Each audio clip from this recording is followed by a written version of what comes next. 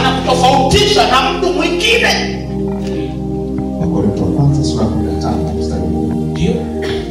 Lakini kwa neema ya Mungu nimekuwa hivi nilivyo. Rudia tena.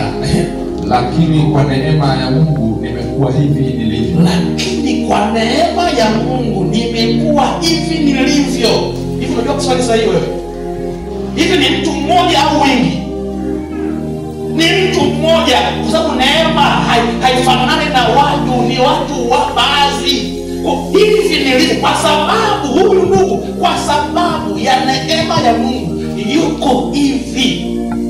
Haiwezekani kulingana na huyu dada, huyu binti hapa.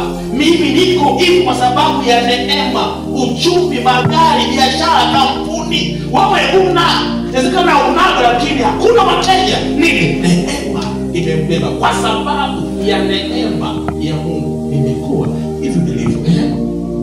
Na neema yake iliyokuwa Mungu ilikuwa si bure. Na neema yake ndiyo.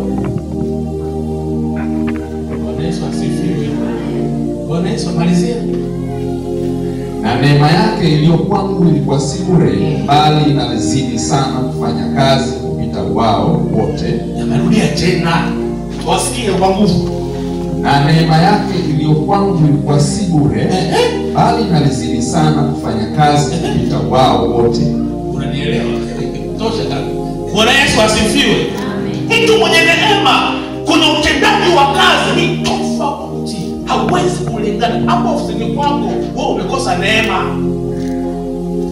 Kwa neema niliyo nayo nafanya mambo makubwa. Kwa mtu mwenye neema anafanya mambo makubwa. Mtu mwenye neema wafanye nifahamu zake azilingane na wewe. Mtu mwenye neema anaona tofauti na wewe. Mtu mwenye neema kuongea kwake tofauti.